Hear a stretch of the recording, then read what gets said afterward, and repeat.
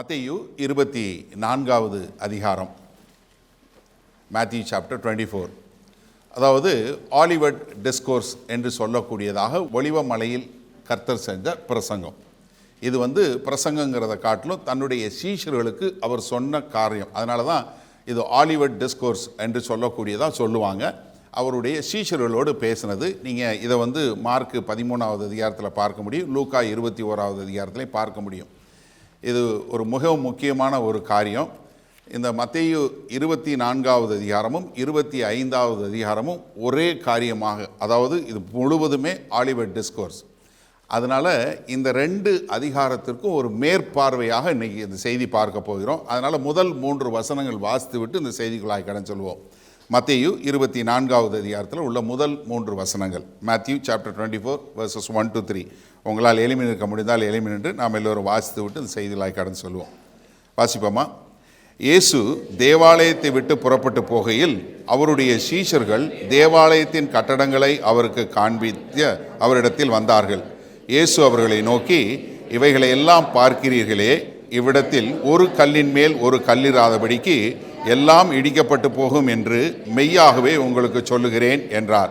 பின்பு அவர் ஒலிவ மலையின் மேல் உட்கார்ந்திருக்கையில் சீஷர்கள் அவரிடத்தில் தனித்து வந்து, இவைகள் எப்பொழுது சம்பவிக்கும்? உம்முடைய வருகைக்கும் உலகத்தின் முடிவுக்கும் அடையாளம் என்ன? எங்களுக்கு சொல்ல வேண்டும் என்றார்கள். ஆமேன். உட்காருங்கள். அதாவது மத்தேயு 22வது அதிகாரத்தில் திங்கட்கிழமை காலையில் கர்த்தராகிய இயேசு கிறிஸ்து தேவாலயத்துக்கு வர்றார். இது எங்கே தொடங்கு? இது ஒரு பெரிய long day in the life of Jesus Christ. மத்தேயு 22வது அதிகாரத்தில் தொடங்குறது 25வது அதிகாரம் வரைக்கும் ஒரே நாள். ஏன்னா திங்கட்கிழமை காலையில் கர்த்தராகிய இயேசு கிறிஸ்து தேவாலயத்துக்கு வந்துட்டார். அதுக்கு முந்தின சனிக்கிழமை தான் என்ன ராஜபவனியாக வெற்றி பவனியாக வந்தார். எல்லாரும் என்ன பண்ணாங்க? குருத்தோலையை பிடிச்சிட்டு தாவீதின் குமாரனுக்கு ஓசன்னா என்று சொல்லக்கூடியதாக அவர் உள்ளே வந்துட்டார். உள்ளே வந்ததுக்கப்புறம் என்ன, ஞாயிற்றுக்கிழமை போய் தேவாலயத்தை சுத்தம் பண்ணார். சுத்தம் பண்ணிவிட்டு திங்கட்கிழமை காலையில் அங்கே அவர் பிரசங்கம் பண்ணக்கூடிய காரியம். அவங்க எல்லாம் என்ன நினச்சாங்க? மேசியா வந்து விட்டார், அவ்வளவுதான், எங்களுக்கு மீட்பு வரப்போகுதுன்னு சொல்லி எல்லாம் பார்த்துருக்கும்போது கர்த்தராகிய இயேசு கிறிஸ்து போய் ரோமர்கள் அடிக்காமல் தேவாலயத்தை அடித்து சுத்தம் பண்ணி இந்த கள்ள தீர்க்கதரிசிகள் என்று சொல்லக்கூடிய இந்த கள்ள போதகர்கள் இவர்கள் எல்லாம் அடித்து துரத்திட்டு அங்கே அவர்களுக்கு என்ன பண்ணுறாரு? 3 ஓமானங்களை கொடுக்குறாரு. முதலாவது ஓமானம் என்ன கொடுக்குறாரு? மத்தேயு 21வது அதிகாரத்தில் 28லேருந்து 32 வரைக்கும் என்ன 2 குமாரர்களுடைய கதையை சொல்கிறாரு. அதற்கு பின்பாக பொல்லாத திராட்சை தோட்ட ஊழியர்கள் என்று சொல்லக்கூடியதா. அதுக்கப்புறம் என்ன, ஒரு கல்யாண விருந்து. இதெல்லாம் சொல்லிட்டு என்ன, உங்ககிட்ட இருந்து ராஜ்யம் எடுபட போகுது அப்படின்னு சொல்லி முடிச்சுட்டு அதற்கு பின்பாக மத்தேயு 23வது அதிகாரத்தில் அவர் சாடக்கூடிய ஒரு காரியம். 8 முறை அவர்களுக்கு ஐயோ என்று சொல்லக்கூடிய ஒரு காரியம், அவங்க மேலே வரப்போகிற ஒரு நியாய தீர்ப்பை சொல்லி முடிச்சிடுறாரு. முடித்த பின்பு தான் இந்த 24வது அதிகாரமும் 25வது அதிகாரமும். அப்போ நீங்கள் பார்த்தீங்கன்னா காலையிலேருந்து அவர் தேவாலயத்தில் இருந்து இந்த காரியங்கள் எல்லாம் சொல்லி கொண்டு இருக்கிறாரு. இதில் என்னென்னா, அந்த எப்படி கர்த்தராகிய இயேசு கிறிஸ்து இங்கே சொல்லி கொடுக்கக்கூடிய காரியம் அவருடைய 2ஆம் வருகையை குறித்து சொல்லக்கூடியது. ஆனால் அங்கே இருந்த சீஷர்களுக்கோ அங்கே இருந்த மக்களுக்கோ கர்த்தராகிய இயேசு கிறிஸ்துவனுடைய 2ஆம் வருகை என்பது அவங்களுக்கு தெரியாது. இதை நம்ம சரியான முறையில் புரிஞ்சு கொள்ளணும். அவர் அங்கே சொல்லும்போது இந்த புதிய ஏற்பாடு எழுதப்படவில்லை. ஏன்னா அவர் இங்கே சொல்லும்போது அவங்ககிட்ட இருந்து பூரா எல்லாமே பழைய ஏற்பாட்டு காரியங்கள் தான். ஆனால் இதற்கும் கர்த்தராகிய இயேசு கிறிஸ்து சொன்ன மலை பிரசங்கத்துக்கு ஒரு பெரிய வித்தியாசம் உண்டு. மலை பிரசங்கம் மத்தேயு 5வது அதிகாரத்திலேருந்து 7வது அதிகாரம் வரைக்கும் அது பெரிய பிரசங்கம். அது எல்லாருக்கும் சொன்னார். மலை பிரசங்கம் எல்லாருக்கும் சொன்னார். அது எல்லாம் அவங்க கேட்டாங்க. அது கிட்டத்தட்ட எவ்வளோ 111 வசனங்கள் இருக்குது மலை பிரசங்கம். ஆனால் அந்த ஆலிவட் டிஸ்கோர்ஸ் என்று சொல்லக்கூடியது சீஷர்களுக்கு, தன்னோடு இருந்த அப்போஸ்தலர்களுக்கு மாத்திரம் பிரைவேட்டாக அவர் சொன்னது. இது 97 வசனங்கள் இருக்குது. இது மிகவும் ஒரு முக்கியமான ஒரு காரியம்.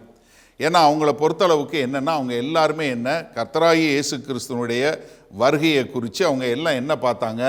ஏசாயா தீர்க்கதரிசியில் பார்த்தாங்க, எசேக்கியேலில் பார்த்தாங்க, தானியேலில் பார்த்தாங்க, சகரியா தீர்க்க தரிசனமெல்லாம் படிச்சிருந்தாங்க. அவங்கெல்லாம் என்ன பார்த்தாங்க? மேசியா வருவார், எங்களை விடுவிப்பார், அவர் என்ன ராஜ்யத்தை கொடுப்பார் அப்படின்னு சொல்லக்கூடிய ஒரு காரியத்தை அவங்க எல்லாரும் எதிர்பார்த்தாங்க. அதே மாதிரி தான் இங்கேயும் அப்போஸ்தலர்கள் எதிர்பார்த்தது என்ன?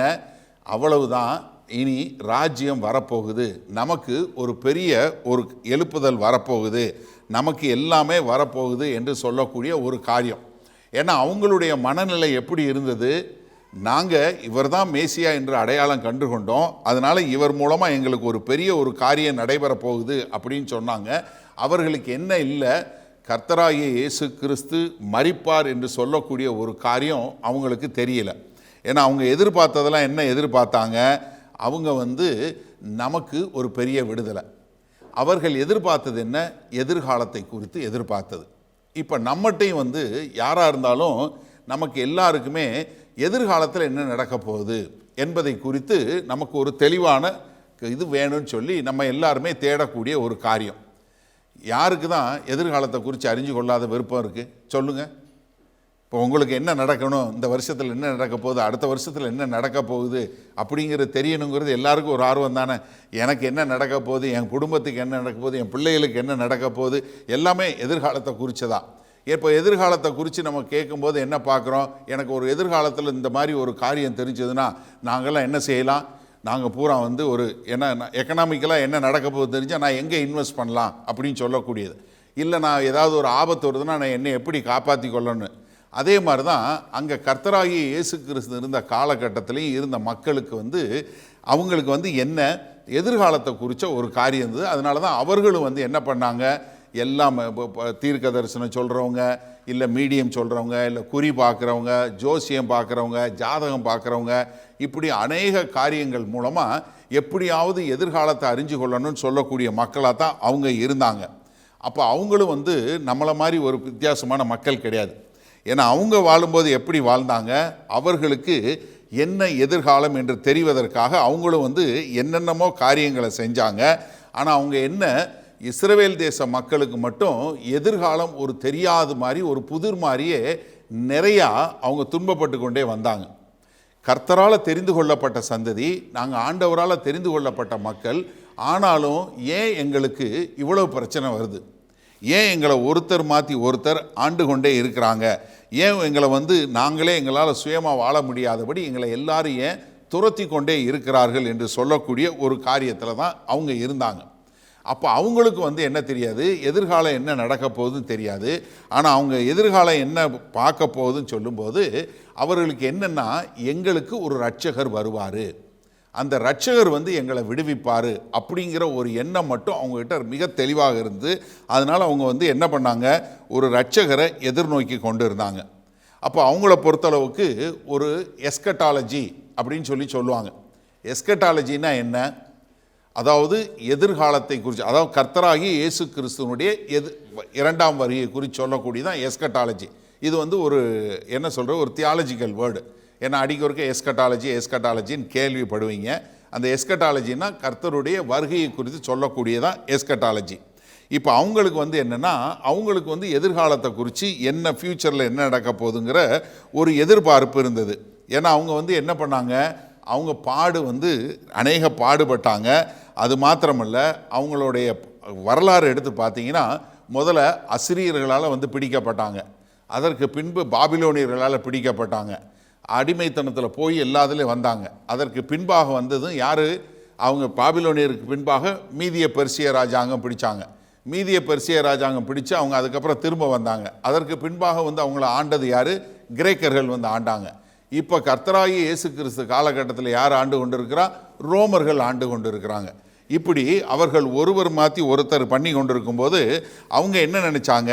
நம்ம இவ்வளவு பாடுகளுக்கு மத்தியில் போகிறோம், நம்மளை மீட்பதற்கு நிச்சயமாக மேசியா வருவார், அப்போ அவர் மூலமாக நமக்கு ஒரு பெரிய விடுதலை உண்டாகும்.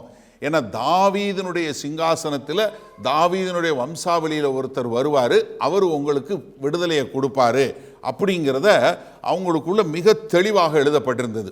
ஏன்னா ஏசாயா தீர்க்கதரிசியினுடைய புஸ்தகத்தில் பார்த்தீங்கன்னா, ஏசாயா 9வது அதிகாரத்தில் 6வது 7வது வசனம் பாருங்களேன். நமக்கு ஒரு பாலகன் பிறந்தார், நமக்கு ஒரு பாலகன் பிறந்தார், நமக்கு ஒரு குமாரன் கொடுக்கப்பட்டார், கர்த்தத்துவம் அவர் தோளின் மேல் இருக்கும், அவர் நாமம் அதிசயமானவர். அவர் யாரு? அதிசயமானவர், ஆலோசனை கர்த்தா, வல்லமை உள்ள தேவன், நித்திய பிதா, சமாதான பிரபு என்னப்படும். தாவீதின் சிங்காசனத்தையும், எப்படி? தாவீதினுடைய சிங்காசனத்தையும் அவனுடைய ராஜ்யத்தையும் அவர் திடப்படுத்தி அதை இது முதற்கொண்டு என்றென்றைக்கும் நியாயத்தினாலும் நீதியினாலும் என்றென்றைக்கும், நல்ல கவனிங்க, என்றென்றைக்கும் என்ன, ஃபாரெவர், நித்திய காலத்திற்கும் அவர் நிலைப்படுத்துவார் சொல்லி, அவருடைய கர்த்தத்துவத்தின் பெருக்கத்துக்கும் அதனுடைய சமாதானத்திற்கும் முடிவில்லை.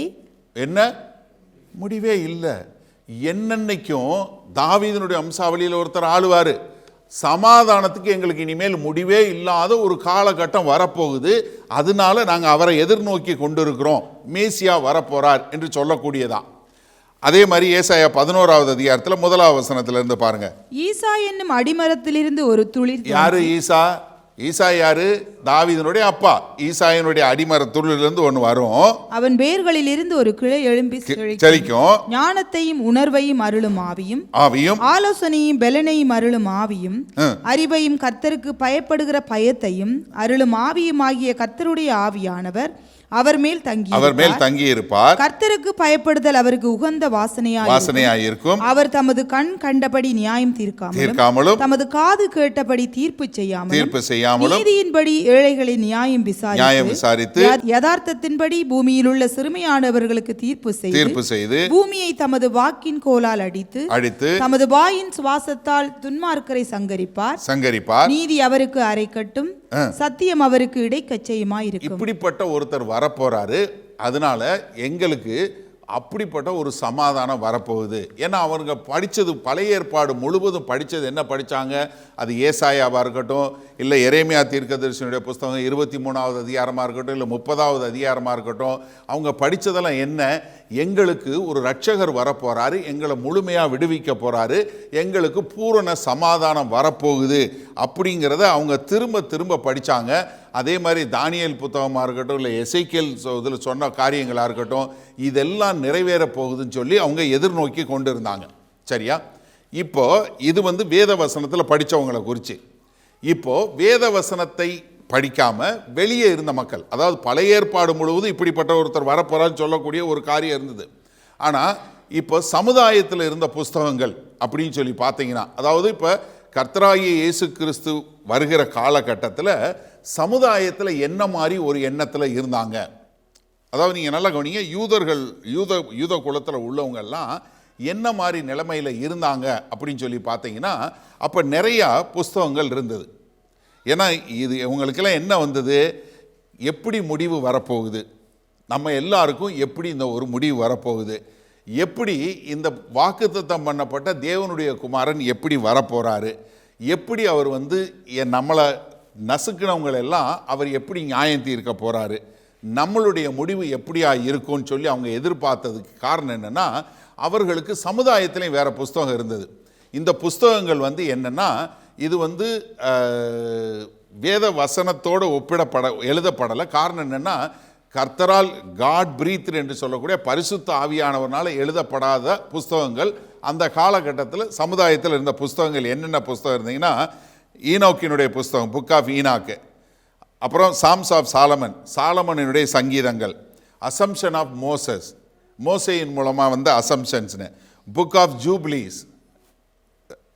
சரியா? அடுத்து அசன்சன் ஆஃப் ஏசாயாவினுடைய அசன்சன் என்று சொல்லக்கூடியதா.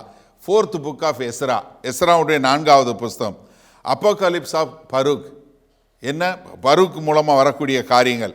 அப்புறம் book of the secrets of ஈனாக்கினுடைய சீக்ரெட்ஸ் என்று சொல்லக்கூடிய, இது போக சிப்லியன்ஸ் ஓரக்கல்ஸ் என்று சொல்லக்கூடிய இவ்வளவு புஸ்தகங்கள் அங்கே இருந்தது. ஆனால் நம்ம இவ்வளவு புஸ்தகம் படிக்கணும்னு அவசியம் இல்லை. இதெல்லாம் புஸ்தகத்தெல்லாம் படித்து ஒருத்தர் கம்பைல் பண்ணி ஒரு புக்கு போட்டிருக்காரு. ஷூரர் என்று சொல்லக்கூடிய ஒருத்தர் ஒரு புக்கு போட்டிருக்காரு. அந்த புக்குக்கு டைட்டில் என்னென்னா, the history of the Jewish people in the time of Jesus Christ. அதாவது சரித்திரத்தில் இயேசு கிறிஸ்து வரும்போது இருந்த காரியங்கள் என்று சொல்லக்கூடியதாக ஒரு புஸ்தகமாக எழுதியிருக்கிறார், த ஹிஸ்ட்ரி. சரியா? இந்த புஸ்தகத்தில் அவர் என்ன பண்ணியிருக்கிறார்னா, இவங்க எல்லாம் எழுதுனதை வச்சு அந்த யூதர்களுடைய மனநிலை எப்படி இருந்தது, இயேசு கிறிஸ்து வரும்போது யூதர்கள் என்ன சமுதாயத்தில் என்ன எதிர்பார்த்து கொண்டு இருந்தாங்க அப்படின்னு சொல்லக்கூடிய ஒரு காரியம். அதை கொஞ்சம் சுருக்கமாக சொல்லி கொடுத்துறேன். அப்போ தான் உங்களுக்கு அவங்க என்ன நிலைமையில் மனநிலையில் இருந்தாங்கன்னு புரியும். முதலாவது அவங்க என்ன எதிர்பார்த்தாங்கன்னா, இந்த மேசியா வர்றதற்கு முன்பாக பயங்கரமான உபத்திரம் வரும், பயங்கரமான உபத்திரம் வரும், பெரிய ட்ரிபுலேஷன் வரும், பெரிய உபத்திரவத்தின் காலம் உண்டாகும், கொடுமையான உபத்திரவத்தின் காலம் உண்டாகும் என்று சொல்லக்கூடியதாக. ஏன்னா நீங்கள் வந்து சகரியா 14வது அதிகாரம் பார்த்தீங்கன்னா நமக்கு தெரியும். நம்ம சகரியா 11 அதிகாரம் படிச்சிட்டோம். அது படிக்கும்போது தெரியும். 14வது அதிகாரத்தில் பார்க்கும்போது எப்படிப்பட்ட அந்த காலங்கள் வரும் அப்படின்னு சொல்லக்கூடியதா. அது மாத்திரமல்ல, மிஸ்னால சொல்லும்போது அவங்க என்ன சொல்கிறாங்கன்னா, கலிலேயா மொத்தமாக அழிக்கப்பட்டு போகும், ஒவ்வொரு பட்டணமாக அழிக்கப்பட்டு போகும். என்னாகும், படித்தவனுடைய ஞானம் வந்து ஒன்றும் இல்லாமல் போயிடும், கர்த்தருக்கு எதிரான காரியங்கள் நடைபெறும், சத்தியம் அங்கே இல்லாமல் போயிடும், சின்ன பிள்ளைங்க வந்து பெரியவங்களை இன்சல்ட் பண்ணுவாங்க, பெரியவங்க வந்து சின்ன பிள்ளைய கடினமாக நடத்துவாங்க. அது மாத்திரமில்லை, குடும்பத்தில் வந்து ஒருத்தருக்கு எதிராக ஒருத்தர் சண்டை போட்டு பெரிய ஒரு பொல்லாத காலம் வரும் அப்படின்னு சொல்லக்கூடியதாக. அடுத்து இன்னொன்று என்ன எதிர்பார்த்தாங்கன்னா, முதல்ல பெரிய உபத்திரம் வரும், சமுதாயத்தில் பெரிய மோசமான சூழ்நிலை வரும். இப்படிப்பட்ட காலத்தில் யார் வருவா, மேசியா வரப்போறாருன்னு சொல்லுவதற்கு அறிவிக்கிறவர் ஒருத்தர் முன்னாடி வருவார், ஃபோர் ரன்னர்னு சொல்லி ஒருத்தர் வருவார். ஏன்னா அவர் யார், எலியாவினுடைய ஆவியில் வருவார். எலியாவினுடைய ஆவியிலும் எலியாவினுடைய வல்லமையிலையும் ஒருத்தர் முன்னாடி வந்து வரப்போகிறவர், ஒரு மேசியா வரப்போகிறார் என்று சொல்லி அறிவிப்பார் அப்படின்னு சொல்லக்கூடியதான். அடுத்து அதற்கு பின்பாக என்ன எதிர்பார்த்தாங்கன்னா, மேசியா வருவார்னு சொல்லி அறிவிப்பாங்க. அப்போ அடுத்து மேசியாவே வருவார், மேசியா அங்கே வருவார். அவர் வந்து என்ன பண்ணுவார், அவர் அங்கே வந்த உடனே அங்கே என்ன ராஜ்யத்தில் இருக்க மக்கள்லாம் வருவாங்கன்னு. இப்போ இந்த காலகட்டத்தில் நீங்கள் யோசிங்க, மேசியா வரப்போகிறாரு அப்படின்னு அறிவிக்கிற ஒருத்தர் வருவார்னா அப்போ அவங்க என்ன எதிர்பார்த்தாங்க, யோவான் ஸ்நானகன் வந்த உடனே இவர் தான் அவர். ஏன்னா யோவான் ஸ்நானகன் என்ன சொன்னார், நான் ரட்சகர் இல்லை, நான் கிறிஸ்து அல்ல, நான் அவருக்கு வழியை ஆயத்தம் பண்ண வந்தவன், நான் அவருக்கு முன்னாடி வந்தவன். ஏசாயா சொன்னது போல வனாந்தரத்திலிருந்து நான் அவருக்குடைய வழியை ஆயத்தம் பண்ண வந்தேன்னு சொல்லக்கூடியதான். அடுத்து யார் வருவார், மேசியா வருவார். மேசியா யார் வந்தா, இயேசு கிறிஸ்து வந்தார். இயேசு கிறிஸ்து வந்து என்ன பண்ணார், தான் மேசியா என்று சொல்வதற்கான எல்லா காரியங்களையும் நிறைவேற்றக்கூடிய ஒரு காரியங்கள் வந்தது. இப்போ மேசியா வந்து வருவார்னு சொன்ன உடனே அடுத்து அவங்களுடைய காலண்டரில் என்ன நடந்துச்சு, உபத்திரம் வரும், மேசியா வரப்போறான்னு அறிவிப்பார், மேசியா வருவார். மேசியா வந்த உடனே அவர் தேசங்கள் எல்லாம் அழிக்க ஆரம்பிப்பார், எல்லா தேசங்களும் சேர்ந்து அவருக்கு எதிராக யுத்தம் பண்ண வரும். இதுதான் அவங்களுடைய நம்பிக்கை. என்ன, அந்த காலகட்டத்தில் எல்லா தேசமும் எதிர்த்து வரும். அவர் என்ன பண்ணுவார், எல்லா தேசங்களையும் அழிப்பார், எல்லா தேசங்கள் மேலேயும் வெற்றி கொள்ளுவார். எல்லா தேசங்கள் மேலேயும் வெற்றி கொண்டு என்ன பண்ணுவார், எருசலேமை மறுபடியும் எடுத்து கட்டுவார். எருசலேமை எடுத்து கட்டி துரத்தி அடிக்கப்பட்ட எல்லா இஸ்ரவேல் தேச மக்களையும் கூட்டி சேர்ப்பார். என்ன, துரத்தி அடிக்கப்பட்ட எல்லா இஸ்ரவேல் தேச மக்களையும் கூட்டி சேர்த்து அவங்களெல்லாம் எருசலேமில் வைப்பார். எருசலேம் மறுபடியும் மகிமையான பட்டணமாய் மாறிவிடும். இதுதான் வந்து உலகத்தினுடைய சென்டர் பாயிண்ட்டாக மாறிடும். எல்லாமே இங்கேருந்து தான் நடைபெறும், வேற எதுவுமே வந்து நடைபெறாது. எல்லாமே இங்கேருந்து தான், எருசலேம் தான் அதனுடைய சென்டர் ஆயிரும். இதுதான் நடக்கும் அப்படின்னு சொல்லி அவங்க எல்லாம் இது பண்ணாங்க. அடுத்து என்ன, எல்லா தேசத்தாரும் வந்து இவர் தான் உண்மையான தேவன் சொல்லி இவரை ஆராதிப்பாங்க. அப்போ நீங்கள் ஒரு நிமிஷம் யோசிங்களேன். அதாவது அவங்களுடைய சமுதாயத்தில் இருந்த கருத்து என்ன, முதல்ல உபத்திரம் வரும், உபத்திரத்துக்கு அப்புறம் மேசியா வரப்போறான்னு அறிவிப்பாளர் ஒருத்தர் வருவார், அதற்கு பின்பாக ரட்சகர் வருவார். ரட்சகர் வந்தவுடனே தேசங்கள் எல்லாம் அவர் கூட சேர்ந்து சண்டைக்கு வரும். அவர் எல்லா தேசத்தையும் அழிப்பார், எருசலேமை மறுபடியும் மாற்றுவார், சிதறி போன எல்லா மக்களையும் கூட்டி சேர்ப்பார். அதுக்கப்புறம் என்ன பண்ணுவார், அங்கே வந்து ஒரு மகிமையான ஒரு காரியத்தை செய்வார். இதைத்தான் அவங்க எதிர்பார்த்தாங்க. இப்போ அப்போஸ்தலர்களும் சரி, இப்போ புதிய ஏற்பாடு படித்த நம்மளும் சரி, இதே மாதிரி ஒப்பீனியன் தான். இதில் எந்த மாறுபாடான கருத்தும் கிடையாது. ஏன்னா அவங்க என்ன எதிர்பார்த்தாங்க, இதே தான் எதிர்பார்த்தாங்க. அவங்க என்ன எதிர்பார்த்தாங்க, இப்போ அவங்கள பொறுத்தளவுக்கு என்னன்னு பாருங்கள். அவங்க என்ன எதிர்பார்த்தாங்க, மேசியா வரப்போறான்னு சொல்லி அறிவிக்கிறதுக்கு முன்பாக என்ன வரும்? பெரிய உபத்திரம் வரும். அவங்களுக்கு உபத்திரம் வந்துச்சா? வந்துக்கிட்டே இருந்துச்சு. என்ன உபத்திரம்? அசிரியர்கள், பாபிலோனியர்கள், மீதிய பெர்சிய ராஜாங்கம், கிரேக்க சாம்ராஜ்யம், ரோம சாம்ராஜ்யம், அதற்கு பின்பாக ஆன்டிகஸ் எப்பபனீஸ் என்று சொல்லக்கூடிய மக்கபியர்கள் யுத்தம், இதெல்லாம் நடந்து இப்போ ரோமர்கள் மூலமாக ஆதிக்கம் பண்ணி கொண்டு இருக்கிறாங்க. இப்படி சமயத்தில் தான் யார் வந்தா? யோவான் ஸ்நானகன் வந்தார். யோவான் ஸ்நானகன் வந்து என்ன சொல்கிறாரு? எப்பா, இவர் தான் அந்த ராஜா அப்படின்னு சொல்லக்கூடியதான். ஏன்னா மல்கியா தீர்க்கதரிசனுடைய புஸ்தகம் 4வது அதிகாரம் 5வது 6வது வசனத்தில் என்ன சொல்லப்படுது? எலியாவினுடைய ஆவியில் ஒருத்தர் வருவார் அப்படின்னு சொல்லக்கூடியதான். அப்போ அந்த எலியாவினுடைய ஆவியில் வர்றவர் யார்? யோவான் ஸ்நானகன். ஏன்னா தாவீதினுடைய வம்சாவளின்னா தாவீது சிங்காசனத்திலிருந்து பண்ணுவாரா? தாவீது கிடையாது. தாவீதை போல எலியாவினுடைய வருவார்னா எலியா போல யோவான் ஸ்நானகன் வந்தார். இப்போ யோவான் ஸ்நானகன் வந்து எல்லா காரியங்களையும் சொல்லி சொன்ன உடனே என்ன? மேசியா வந்துட்டார். இப்போ பஸ்கா பண்டிகை நடக்குது.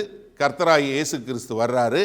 இப்போ அவங்கெல்லாம் குருத்தோலை பிடிச்சு கொண்டு அவங்கெல்லாம் வந்து தாவீதின் குமாரனுக்கு ஓசன்னா அப்படின்னு சொல்லி சொன்ன உடனே இப்போ அங்கே இருந்த அப்போஸ்தலர்களுக்கு என்ன இருந்திருக்கணும்? அடுத்து அவ்வளவுதான். சொன்ன எல்லாம் காலண்டர் பிரகாரம் வந்துருச்சு. இப்போ கர்த்தராகிய இயேசு கிறிஸ்து வந்துட்டார். இப்போ எருசலேமில் அவர் இங்கே இருக்க போகிறாரு. அதனால் ஒன்றும் பிரச்சனையே இல்லை. அதனால் அவங்க என்ன நினைக்கிறாங்க? அவ்வளோதான், இனி நமக்கு எல்லாம் ஜெயந்தான், எல்லாம் வெற்றி தான். இப்போ எப்படி எசேக்கியேல் 40வது அதிகாரத்திலேருந்து 48வது அதிகாரம் வரைக்கும் சொல்லப்பட்ட தேவாலயம் இங்கே கட்டப்படும். ஏன்னா இப்போ இருக்கிற தேவாலயம் அது இல்லை. அப்போது இந்த காலகட்டத்தில் தான் இப்போ நம்ம மத்தேயு 24வது அதிகாரத்துக்கு வர்றோம். ஆனால் இப்போ வரும்போது அவங்களுக்கு என்ன வந்துருச்சு? மேசியா வந்துட்டார், உள்ளே வந்துட்டார், இப்போ எல்லாம் நடக்க போகுது அப்படின்னு நினச்சிட்டு இருக்கும்போது இயேசு கிறிஸ்து என்ன சொல்கிறாரு? நான் போய் கல்வாரி சிலுவையில் மரிக்க போகிறேங்கிறார். இப்போ இவங்களுக்கு இது இல்லவே இல்லை. எப்படி? பழைய ஏற்பாட்டில் இது அவங்களுக்கு இல்லவே இல்லை. இப்போ நமக்கு தெரியுது. அவங்ககிட்ட வந்து ஆண்டவர் என்ன சொன்னார்? மறுபடியும் நான் மரிக்க போகிறேன் அப்படின்னு சொன்னால் அவங்களால ஒத்துக்கொள்ள முடியல. எப்படி? நீங்கள் வந்து காலண்டர் பிரகாரம் பார்த்தா எல்லாம் வந்துருச்சு. இனி நீங்கள் வேணுங்கள துரத்தலை செய்யணும், எல்லா தேசமும் உங்களுக்கு எதிராக வரணும், எல்லார் மேலேயும் நீங்கள் ஜெயம்ல கொள்ளணும், நீங்கள் போய் நீங்கள் எப்படி மறிப்பீங்கன்னு சொல்ல முடியும்? அப்போ இது வந்து சரியில்லை. அதனால தான் இந்த அப்போஸ்தலரால் அதை ஏற்றுக்கொள்ள முடியல. உலகத்தில் இருக்கவங்களை விட்டுருங்க, சபையில் அந்த வெளியே இருந்த மக்களை விட்டுருங்க, அப்போஸ்தலர் கூட இருந்த 12 பேருக்கே இதை ஏற்றுக்கொள்ள முடியல. ஏன்னா காலண்டர் பிரகாரம் இது கிடையாது. நீங்கள் மறிக்கக்கூடாது. இப்போ நீங்கள் என்ன பண்ணணும்? அடிக்கணும், ரோமர்களை துரத்தணும், எல்லாரும் உங்கள் பக்கம் வருவாங்க, நீங்கள் எல்லாரையும் அடித்து துரத்தணும், இது நடக்கணும் அப்படின்னு சொல்லி எதிர்த்து அவங்க என்ன நினச்சாரு? கரெக்டாக எல்லாமே ஷெட்யூல் பிரகாரம் வந்துட்டார். அதனால தான் அப்போஸ்தலனாகிய பவுல் புதிய ஏற்பாட்டில் சொல்லும்போது இந்த சபையின் காலம், நம்ம இருக்கிற இந்த சபையின் காலத்தை ரகசியம் சொல்கிறார், மிஸ்ட்ரி. ஏன்னா இது மறைக்க வைக்கப்பட்டிருந்தது. பழைய ஏற்பாட்டில் இருந்தவங்களுக்கு யாருக்குமே தெரியாது. ஏன்னா பழைய ஏற்பாட்டில் இருந்த எல்லா தீர்க்கதரிசிகளும் அங்கே இருந்த மக்கள்லாம் ஒன்றா தான் பார்த்தாங்க. இயேசு கிறிஸ்து வருவார், வந்து ஜெயங்கொள்ளுவார், வெற்றி கொள்ளுவார்னு தான் பார்த்தாங்களே ஒழிய அந்த இடைப்பட்ட காலம் அவங்களுக்கு வெளிப்படுத்தப்படவே இல்லை. அது அவங்களுக்கு ரகசியமாக தான் இருந்துச்சு. அதனால தான் இப்போ இயேசு கிறிஸ்து இங்கே சொல்லி முடித்ததுக்கப்புறம் நீங்கள் 24, 25 ஆலிவர் டிஸ்கோர்ஸ் என்று சொல்லி அப்புறம் பார்த்தீங்கன்னா 26வது அதிகாரத்தில் முதல் 2 வசனம் பாருங்களேன்.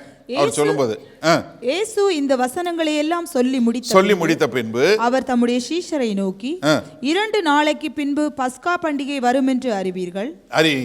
அப்பொழுது மனுஷகுமாரன் சிலுவையில் அறையப்படுவதற்கு. எப்படி? 2 நாளைக்கு அப்புறம் பஸ்கா பண்டிகை வரப்போகுது. நான் ரோமர்களை துரத்துவேன்னு சொல்லலை, நான் சிலுவையில் அறையப்படுவதற்கு ஒப்பு கொடுக்கப்படுற. கூடாது, அது இல்லை.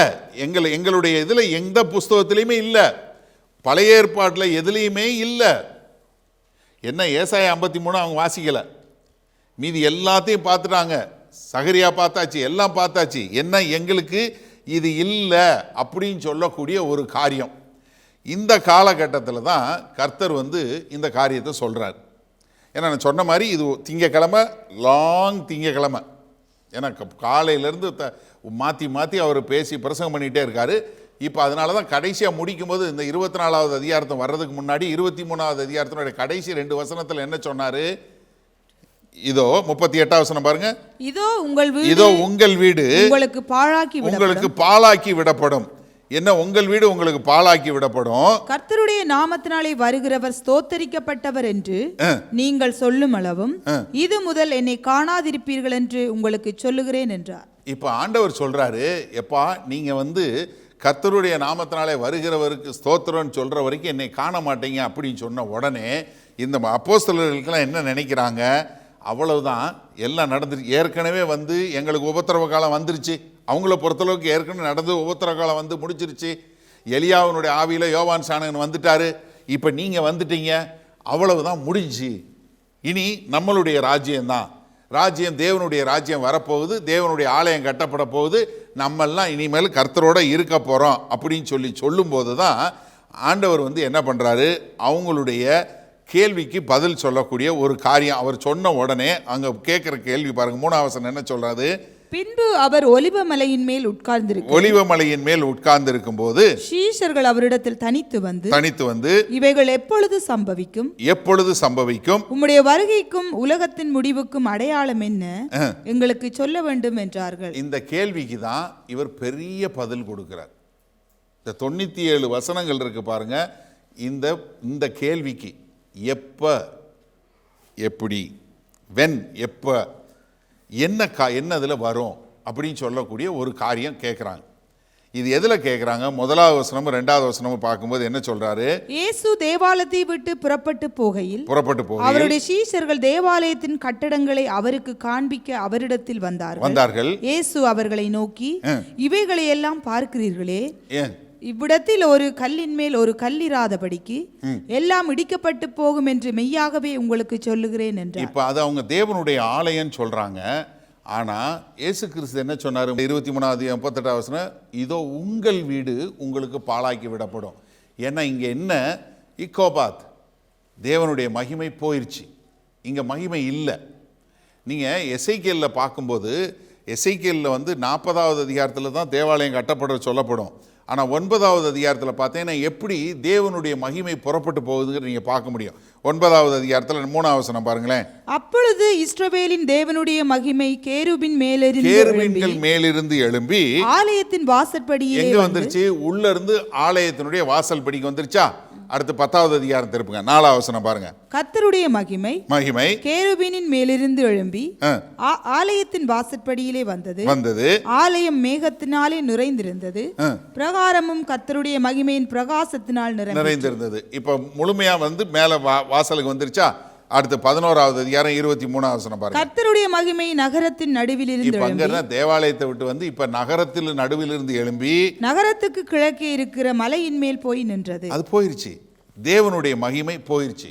அதனாலதான் ஆண்டவர் என்ன சொல்றாரு? உங்கள் வீடு உங்களுக்கு பாழாக்கி விடப்படும்.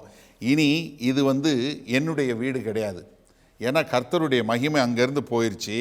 அதனால இங்க என்ன, இந்த வீடுகள்லாம் பாழாக்கி விடப்படும் அப்படின்னு சொல்லக்கூடிய ஒரு காரியத்தை சொல்கிறாரு. ஆனால் இந்த அப்போஸ்தலர்களுக்கு என்ன, இதை புரிஞ்சுக்க முடியாது. ஏன்னா இது ஒரு பயங்கரமான ஒரு கட்டடம். இஸ்ரவேல் தேச மக்களுக்கு தேவாலயம் என்பது ஒரு மிக முக்கியமான ஒரு காரியம். அவ்வளோ பெரிய ஒரு சிறப்பான ஒரு கட்டடம். இதை மாதிரி ஒரு பயங்கரமான கட்டடம் எதுவுமே கிடையாது. ஏன்னா அவ்வளோ ஒரு வேலைப்பாடு, அவ்வளோ ஒரு பயங்கரமான ஒரு பில்டிங். நீங்க இத மார்க் 13வது அதிகாரத்துல 2வது வசனம் பாருங்களேன். இயேசு அவனுக்கு பிரதியுத்தரமாக இந்த பெரிய கட்டடங்களை காண்கிறாயே, the great building, அதாவது இவ்வளவு பெரிய ஏரோது ராஜானால 40 வருஷங்கள் கட்டப்பட்ட ஒரு தேவாலயம். இது சாலமோன் கட்டினது இல்லை, அதற்கு பின்பாக கட்டப்பட்டதில்லை. ஏரோதுனால கட்டப்பட்ட 40 வருஷம் கட்டப்பட்ட அந்த தேவாலயம் இவ்வளவு பிரமாண்டமான இவ்வளவு பெரிய கட்டடம். நீங்க லூக்கா 21வது அதிகாரத்தில் 5வது 6வது வசனம் பாருங்க. பின்பு சிறந்த கற்களினாலும், எப்படி? சிறந்த கற்களினாலும் காணிக்கைகளினாலும் தேவாலயம் அலங்கரிக்கப்பட்டிருக்கிறது. அதாவது எப்படி ஒரு அலங்காரமான சிறப்பான ஒரு கட்டடம். அவர் நீங்கள் பார்க்கிற இவைகளில் ஒரு கல் மற்றொரு கல்லின் மேல் இராதபடிக்கு. ஆமா, அப்ப என்னன்னா, அதாவது இது ஒரு பிரம்மாண்டமான ஒரு கட்டடம் மாத்திரம் இல்ல, ரொம்ப ஒரு வேலைப்பாடான ஒரு கட்டடம், ரொம்ப சிறப்பாக தங்கத்தினால நிறைந்த ஒரு கட்டடம். நீங்கள் வந்து பார்த்தீங்கன்னா அதனுடைய மேற்கு தெற்கு ரெண்டு பகுதியும் எப்படி இருக்குன்னா அந்த தேவாலயத்தினுடைய ஒரு பெரிய பள்ளத்தாக்கில் இருக்கும். அதனால் அவங்க வந்து பூரா கல் வச்சு அந்த மலையே அதை தாங்கி நிற்கக்கூடியதாக வைத்து கட்டப்பட்ட ஒரு கட்டடம். ஒவ்வொரு கல்லும் பார்த்தீங்கன்னா கிட்டத்தட்ட 40 அடிக்கு 12 அடிக்கு 12 அடி, அவ்வளோ பெரிய கல். இந்த கல்லை எப்படி தான் அவங்க அந்த காலகட்டத்தில், இன்றைக்கி நமக்கு வந்து கிரேன் இருக்குது, அது இருக்குது, என்னென்னமோ இருக்குது, அவங்க எப்படி இவ்வளோ பெரிய கல்லை குவாரி பண்ணி அந்த கல்லை கொண்டு வந்து ஒன்றுக்கு மேலே ஒன்று ஏற்றி அவ்வளோ உயரத்தில் கல்லை ஏற்றுறாங்கன்னு தெரில. அவ்வளோ பெரிய பள்ளத்தாக்கிலேருந்து கொண்டு வந்து எல்லாத்தையும் மேலே ஏற்றணும். ஏன்னா எவ்வளோ வெயிட் இருக்கும் யோசிச்சு பாருங்கள். ஒரு சில கற்கள் 85 அடி ஒரே கல். இன்றைக்கி மேற்கு வாசல் என்று சொல்லக்கூடிய ஒரு வாசல் மாத்திரம் இருக்குது, அந்த பகுதி மட்டும் இருக்குது. இந்த வெயிலிங் வால்னு சொல்லி அழுகிற வால், அதில் இருக்கிற ஒரு கல் வந்து 85 அடி ஒரு கல். எப்படி யோசிச்சு பாருங்கள். நம்மக்கிட்ட இன்றைக்கி இருக்கிற மாடர்ன் டெக்னாலஜி எதுவுமே அவங்ககிட்ட கிடையாது. எப்படி அவ்வளோ பெரிய கல், அதான் சொல்கிறேன்ல, அவ்வளோ வேலைப்பாடு உள்ள ஒரு கட்டடம்.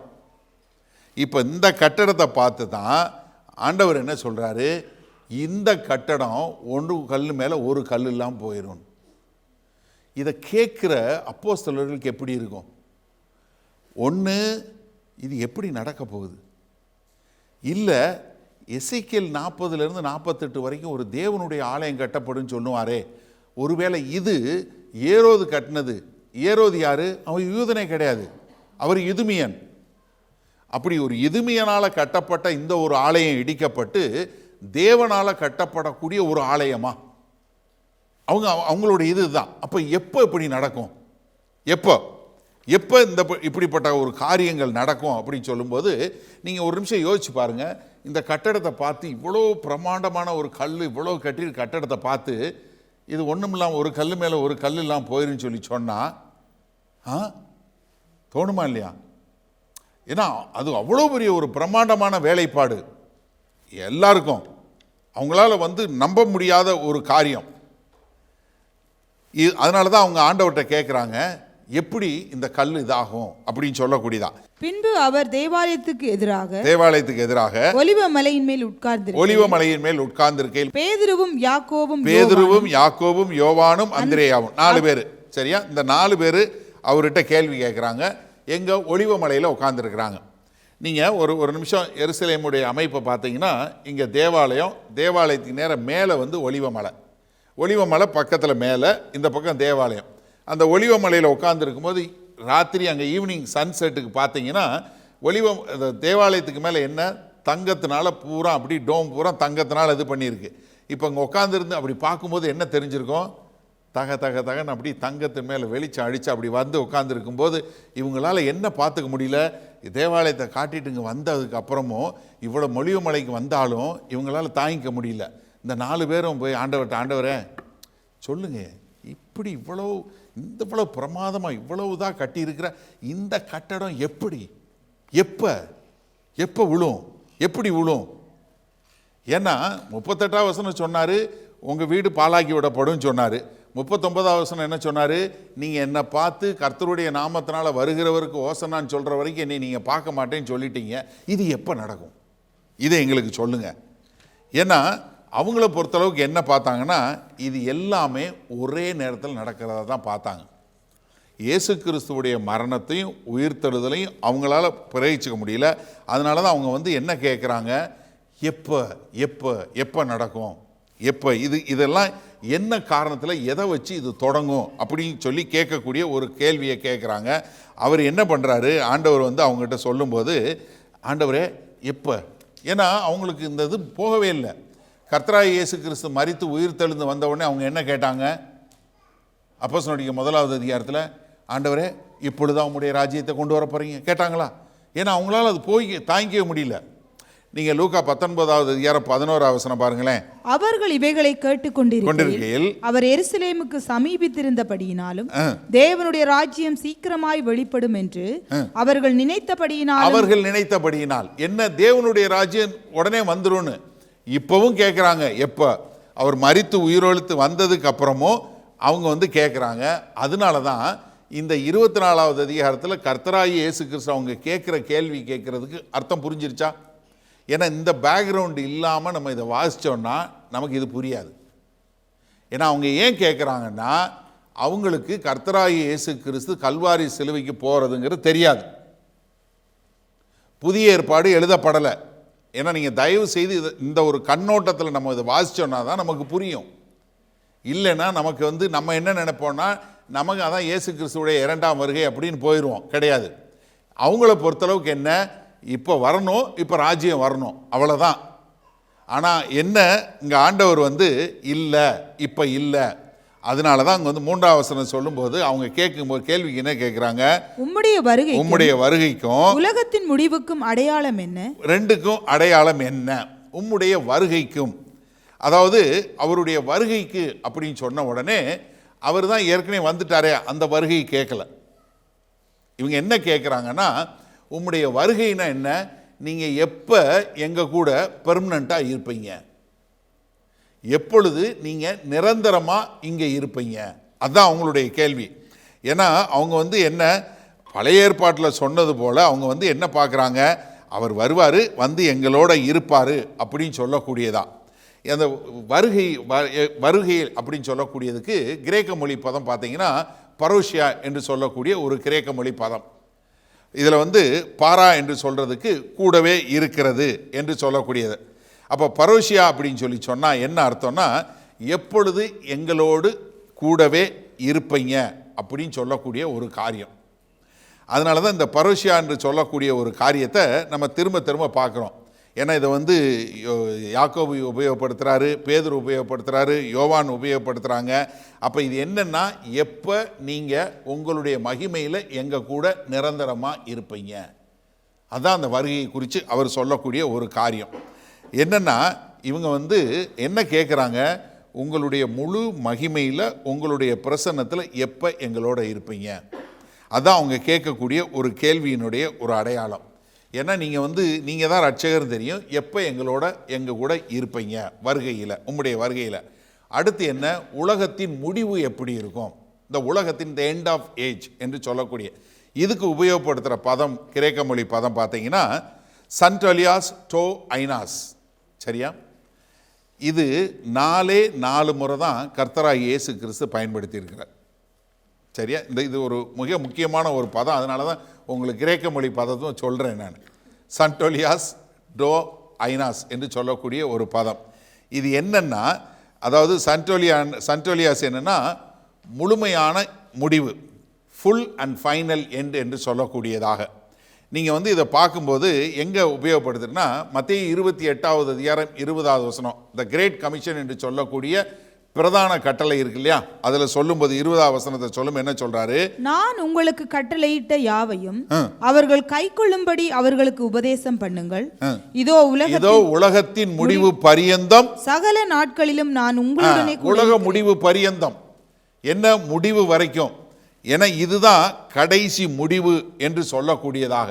அப்போ அவங்க என்ன கேட்குறாங்க, எப்போ இதனுடைய முடிவு என்று சொல்லக்கூடியதாக. இதே தான் அவர் என்ன சொல்றாரு, மத்தேயு 13வது அதிகாரம் 39வது வசனத்தில் இதே பதம் உபயோகப்படுத்திருக்கு. அவைகளை விதைக்கிற சத்துரு பிசாசு, எது, கோதுமையும் களையும், வீட் அண்ட் டயர் என்று சொல்லக்கூடிய ஓமானத்தில். அறுப்பு உலகத்தின் முடிவு. அறுப்பு வந்து என்ன, உலகத்தின் முடிவு. இது அதே பதம், சன்டோலியாஸ் டோ அனாஸ் என்று சொல்லக்கூடிய பதம். அதே மாதிரி 40வது வசனத்தில் பாருங்க, ஆதலால் களைகளை சேர்த்து அக்கினியால் சுட்டெரிக்கிறது போல இவ்வுலகத்தின் முடிவு இருக்கும். என்ன, ஃபைனல் எண்டு. இதுதான் ஃபுல் அண்ட் ஃபைனல் எண்டு எப்படி இருக்கும் சொல்லக்கூடியதா. அடுத்து அதே அதிகாரத்தில் 49வது வசனம் பாருங்க, இப்படியே உலகத்தின் முடிவிலே நடக்கும். இப்படியே உலகத்தின் முடிவிலே நடக்கும். அப்ப என்னன்னா அவங்க என்ன கேட்குறாங்க, நீங்க எப்ப உங்களுடைய மகிமையில எங்க கூட நிரந்தரமா இருப்பீங்க, எப்ப எல்லாமே முழுவதும் ஒரு முடிவுக்கு வரும் அப்படின்னு சொல்லி கேள்வி கேட்குறாங்க. அதற்கு தான் கர்த்தராகிய இயேசு கிறிஸ்து இங்கே பதில் சொல்றார். இதை நம்ம புரிஞ்சு கொண்டோம்னா நமக்கு அவர் சொல்லுகிறதனுடைய காரியம் புரியும். இப்போ ஒரு விஷயம் நல்லா தெரிஞ்சுக்கொள்ளுங்க. ஏன்னா நிறைய பேர் வந்து இதில் பலவிதமான கருத்துக்கள் இருக்குது, நிறைய கருத்துக்கள் இருக்குது. என்ன காரணம்னா, இந்த ஆலிவர் டிஸ்கோர்ஸை தவறுதலாக புரிந்து கொண்டு நிறையா மாறுபாடான கருத்து நீங்கள் பார்க்க முடியும். ஆனால் ஆண்டவர் வந்து ஒரு நிமிஷம் அதை யோசிங்க. ஒரு கல்லின் மேல் ஒரு கல் இல்லாதபடி போயிருன்னு சொன்னது இந்த பிரசங்கமெல்லாம் சொல்றதுக்கு முன்னாடியே சொல்லிட்டார். ஆமாவா இல்லையா? 4வது வசனத்துக்கு முன்னாடியே முதலே சொல்லிட்டார். தேவாலயத்தில் வரும்போதே சொல்லிட்டார், இதெல்லாம் இடிஞ்சு போயிருன்னு. அப்போ 70வது வருஷத்தில் நடந்தது வந்து இந்த உபத்திரவ காலம் கிடையாது. 70வது வருஷம் கிறிஸ்துவுக்கு பின் 70வது வருஷம் தீத்து வாஸ்பியன் வந்து கட்டடத்தை எல்லாம் இடித்து ஒன்றும் இல்லாமல் எருசலேமை அழித்து ஏறக்குறைய 1.1 மில்லியன் மக்கள் யூதர்களை கொலை செய்து 1,00,000 பிணங்களை தூக்கி போட்டு கலிலேயா பகுதியில் இருந்த 988 பட்டணங்களை அழித்தது, எருசலேம் பக்கத்தில் இருந்த ஒரு 1000க்கு மேற்பட்ட பட்டணங்களை அழித்து ஒன்றுமில்லாமல் பண்ணது. இது எதுவுமே அது வந்து உபத்திரவ காலம் கிடையாது. ஏன்னா உபத்திரவ காலம் பின்னாடி வரப்போகுது. நீங்கள் வெட்னஸ்டே பைபிள் ஸ்டடியில் இருக்கிறவங்களுக்கு தெரியும், நம்ம ரெவலேஷன் படித்து கொண்டிருக்கோம். அதுதான் உபத்திரவ காலம். 7 முத்திரை, 7 எக்கால நியாய தீர்ப்பு, அதுக்கப்புறம் 7 கலசம். நம்ம இப்போ 5 எக்கால தீர்ப்பு படிச்சுக்கிட்டு இருக்கோம். 5வது எக்கால தீர்ப்பு போன வாரம் படித்தோம். அப்போ என்னென்னா, கர்த்தராகிய இயேசு கிறிஸ்துவனுடைய 2ஆம் வருகையில் என்ன நடக்கும், எப்படி நடக்கும், அதுக்கு தான் நம்ம முழுமையாக இதை குறித்து பிரசங்கம் பண்ணி இந்த புஸ்தகமும் வச்சுருக்குறோம். நீங்கள் யாராவது இந்த பிரசங்கம் கேட்காதவங்களாக இருந்தால் தயவு செய்து கேட்டு ஒரு தெளிந்த சிந்தையில் வந்துருங்க. இந்த புஸ்தகம் இருக்குது, இப்போ இங்கே தமிழில் இருக்குது, இங்கிலீஷில் பண்ணிகிட்டு இருக்கிறாங்க. இன்னும் இங்கிலீஷ் புக் ரெடி ஆகலை. பட் ஆனால் அது இங்கிலீஷ் வீடியோவில் ஃபுல்லாக இங்கிலீஷ் நோட்ஸும் இருக்குது, நம்ம யூடியூப் சேனலில் இருக்குது. நீங்கள் தயவு செய்து பார்க்காதவங்களாக இருந்தீங்கன்னா நீங்கள் ஒரு தெளிந்த சிந்தையோட கர்த்தராகிய இயேசு கிறிஸ்துவனுடைய 2ஆம் வருகை குறித்து கிட்டத்தட்ட ஒரு 25 மணி நேரங்களுக்கு மேலாக பிரசங்கம் பண்ணி மொத்தமும் எக்ஸ்பிளைன் பண்ணி கொடுத்துருக்கோம். 28 வீடியோஸ் இருக்குது. ஏன்னா இது மொத்தம் இந்த புஸ்தகமே 400 பக்கத்துக்கு மேலே. ஏன்னா இது நிறைய குழப்பம் இருக்குது. நம்ம வேத வசனத்தின் அடிப்படையில் அவர் எப்போ வருவார், என்னென்ன நடக்கும், எப்போ நடக்கணும். ஏன்னா நிறைய பேர் வந்து நீங்கள் பார்த்தீங்கன்னா இந்த 70வது வருஷத்தில் நடந்தது ஏற்கனவே உபத்திரவ காலம் முடிஞ்சிருச்சு, ட்ரிபுலேஷன் முடிஞ்சிருச்சு, நம்ம ட்ரிபுலேஷன் இருக்கிறோம் அப்படின்னு சொல்லக்கூடியது கிடையாது. சபை உபத்திரவ காலத்தில் போகாது. சபை உபத்திரவ காலத்துக்கு முன்பாக எடுத்துக்கொள்ளப்படும். அதற்கு பின்பாக தான் உபத்திரவ காலம் பூமியில் நடைபெறும். அந்த உபத்திரவ காலம் இன்னமும் வரலை. ஏன்னா அதற்கு முன்னாடி நடக்கக்கூடிய சம்பவங்கள்லாம் இன்னும் நடக்கவே இல்லை. அதனால தான் இங்கே ஆண்டவர் என்ன சொல்கிறாரு, இங்கே வந்து நான் எப்படி பண்ண போகிறேன் அப்படிங்கிற காரியத்தை என்னென்னலாம் தொடங்கும், பிரசவ காலத்தினுடைய தொடக்கம் என்று சொல்லக்கூடிய ஒரு காரியத்தை கர்த்தருங்க சொல்லி கொடுக்க போகிறார். என்ன, இந்த 4வது வசனத்திலிருந்து நீங்கள் பார்த்தீங்கன்னா கிட்டத்தட்ட 97 வசனங்கள் அவர் என்ன சொல்ல போகிறாரு, அவருடைய வருகை எப்படி இருக்குங்கிறத சொல்லி கொடுக்க போகிறாரு. அதை நம்ம அடுத்த வாரத்திலேருந்து படிக்க போகிறோம். ஆனால் அந்த காலகட்டத்தில் இந்த செய்தியை கேட்டுக்கொண்டிருந்த அப்போஸ்தலர்களும் சரி, அந்த உலகத்தில் இருந்தவங்களும் என்ன எதிர்பார்த்தாங்க, அவ்வளவுதான், இதுதான் முடிவு அப்படின்னு எதிர்பார்த்தாங்க. ஆண்டவர் சொன்னார், இல்லை, இனி உபத்திரவ காலம் வரும், அதற்கு பின்பாக தான் முடிவு வரும் என்று சொல்லக்கூடிய ஒரு காரியத்தை சொல்லி கொடுக்குறாரு. நம்ம அடுத்த வாரத்திலேருந்து அதனுடைய அடையாளங்கள் என்ன, அது எதில் போகுங்கிறத நம்ம கற்றுக்கொள்வோம். அப்படி கற்றுக்கொள்ளும்போது நமக்கு ஒரு தெளிந்த சிந்தை உண்டாகும். ஏன்னா நீங்கள் இதை நீங்கள் வந்து இதில் தேடினீங்கன்னா, இல்லை நீங்கள் வேறு ஏதாவது பார்த்தீங்கன்னா நிறையா பலவிதமான உங்களை குழப்பக்கூடிய நிறைய காரியங்கள் இருக்கும். ஏன்னா one of the most disputed இது வந்து இந்த ஆலிவெட் டிஸ்கோர்ஸ் என்று சொல்லக்கூடிய ஒரு காரியம். ஏன்னா இதை தவறுதலாய் புரிந்து கொண்டவர்கள், தவறுதலாய் பிரசங்கம் பண்ணவங்க அதிகம். அதனால தான் மொத்தமாக நம்ம ஏற்கனவே இதை காம்ப்ரிஹென்சிவாக கர்த்தருடைய 2ஆம் வருகையை குறித்து நம்ம தெளிவாக ஏற்கனவே சொல்லி கொடுத்துருக்குறோம். அப்படி பார்க்கும்போது உங்களுக்கு வந்து எந்த குழப்பமும் இல்லாமல் அழகாக தெளிவாக நேர்த்தியாக புரிந்து கொண்டு இயேசு கிறிஸ்து சொன்னது என்ன, அவர் வருகைக்கு முன்பாக என்னென்ன அடையாளங்கள் நடைபெறும், எப்படி அவர் வருவார், வருகையில் நாம் எப்படி காணப்படுவோம் என்பதை குறித்து வருகிற நாட்களில் நம்ம பார்ப்போம். சரியா? ஜெபம் செய்வோம். மகா கிருபையும் இரக்கம் நிறைந்த எங்கள் அன்பின் தகப்பனே, கர்த்தாவே, இந்த அருமையான நல்ல காலை வேலைக்காய் நன்றியோடு துதிக்கிறோம், நாமத்தை போற்றுகிறோம். இப்போதும் ஆண்டவரே, இந்த ஒலிவமலை பிரசங்கத்தினுடைய தொடக்கத்தை நாங்கள் பார்த்திருக்கிறோம். இதை சரியான முறையில் புரிந்து கொண்டு ஆண்டவரே, உமக்கு பிரயோஜனம் உள்ள மக்களாய் இந்த பூமியில் வாழுகிற நாட்கள் நாங்கள் எப்படி வாழ வேண்டும், எங்களுக்கு நீங்கள் அழைக்கப்பட்ட அழைப்பு என்ன என்பதை உணர்ந்து அதற்கேற்றாற்போல் வாழ எங்களுக்கு கிருபை கொடுங்க. வந்திருக்கிற ஒவ்வொருவரையும் ஆசீர்வதிக்கிறோம். மீட்பெரும் இரட்சகருமாகிய இயேசு கிறிஸ்துவின் மூலம் பிதாவே, ஆமேன். உங்களில் யாருக்காவது ஜெப தேவைகள் இருக்குமானால் நீங்கள் உங்களுடைய வீடுகளில் உங்கள் கதவை பூட்டி நீங்கள் ஆண்டவரை நோக்கி ஜெபம் பண்ணுங்கள். உங்களுடைய எல்லா விதமான பலவீனங்களை குறித்து தெரிந்து வைத்திருக்கிற தேவன், எப்போதும் ஜீவனுள்ள தேவன், உங்களுடைய ஜெபங்களை கேட்டு உங்களுக்கு பதில் கொடுப்பார். நீங்கள் வேற ஒரு ஆள்கிட்ட போகணும், வேற ஒருத்தவங்கிட்ட போய் ஜெபத்துக்கு போகணும்னு அவசியம் இல்லை. நீங்கள் ஜெபம் பண்ண ஆண்டவராகிய இயேசு கிறிஸ்துவை ஏற்றுக்கொண்ட எல்லாரும் பிதாவாகிய தேவன்கிட்ட ஜெபம் பண்ணால் அந்த ஜெபத்தை கேட்டு பதில் கொடுக்கக்கூடிய அன்புள்ள பரமபிதா தான் நமக்கு இருக்கிறாரு. அதனால் தைரியமாக நீங்கள் ஜெபம் பண்ணுங்க. அதே சமயத்தில் இன்னொரு காரியமும் நாங்கள் சொல்கிறோம், எங்களுக்காய் ஜெபம் பண்ணுங்க. ஏன்னா வேத வசனத்தில் அதான் சொல்லியிருக்கு, நீங்கள் எந்த ஊழியக்காரரையும் ஜெபம் பண்ண போங்கன்னு சொல்லலை, ஆனால் ஊழியக்காரருக்காக ஜெபம் பண்ண சொல்லியிருக்கு. நாங்கள் தைரியமாக தேவனுடைய வார்த்தை இன்னும் அதிகமாய் பிரசங்கிக்க எங்களுக்காய் நீங்கள் ஜெபிக்கும்படி கேண்டிக் கொள்கிறேன். ஆமேன்.